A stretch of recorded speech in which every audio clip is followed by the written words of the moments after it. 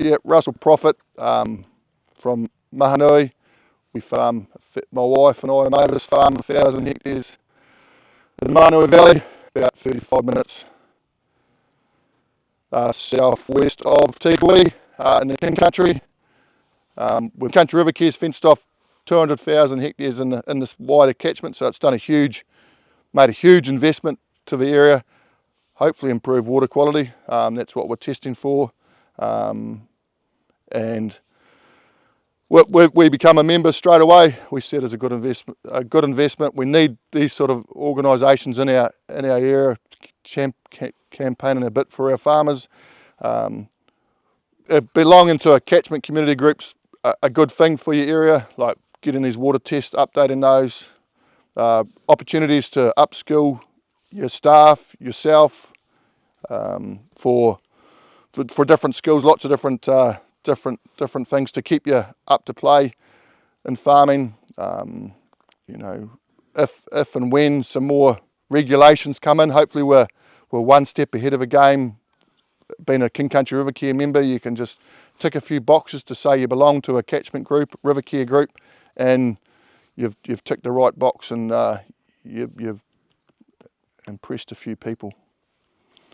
Yeah, I guess we're just looking at now, moving, every time we look at a waterway now, we look how it runs, where it goes, if we can fence it. So we're still doing a lot of single wires in cattle paddocks, fencing those wetter areas off just with a single wire. Every creek that we haven't fenced, which is not many on the property now, we're looking at how we can do it, and sometimes we just wait until the old fence that's in the middle of a paddock buggered, and we just plan to move that closer to the creek to change our management style. So we've actually also invested in cow collars, Gallagher cow collars, and using those to fence off some waterways as well. So that's pretty exciting. Still pretty new technology, but that's an opportunity I see for farmers to be able to fence waterways off slightly cheaper than a conventional fence on steep, hard to get to country. So King Country River Care has been involved in those sort of things, bringing those field days and technologies to our catchment groups. So yeah, it's good to see there's a few different options, and where technology is going, no one knows. So, you know, King Country River Care hopefully gets the first opportunity to bring it into our areas.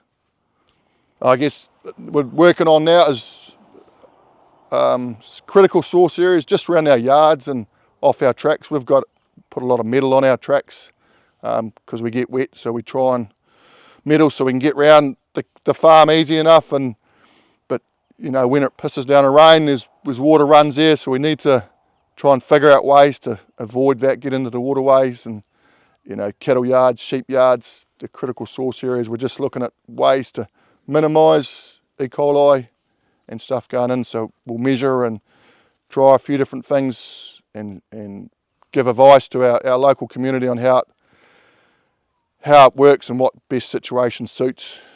Every set of yards, every track's slightly different, but there's got to be something out there we can avoid as much E. coli going into the water as possible. We've got some beautiful rivers, the Mokau, the Mangataki and the Awakeno boundary our property, so and the Morongorongo as well. So if we can look after those, it's got to be better for future generations coming forward for our area and everywhere, so it's got to be good. So alongside King Country River Care, we've joined up with Auto Trap, so we'll put some auto traps in our waterways, or in our fenced off areas, to try and catch a few possums and rats and hopefully stoats and possibly wild cats, hopefully. So that's probably our biggest challenge now. We've created these habitats for those pests, and then obviously gorse and blackberry is the next biggest challenge. So we've just, since we've got the waterways fenced off and good access around them, we can get along on a bike and spray them with a seed axe and just keep it back.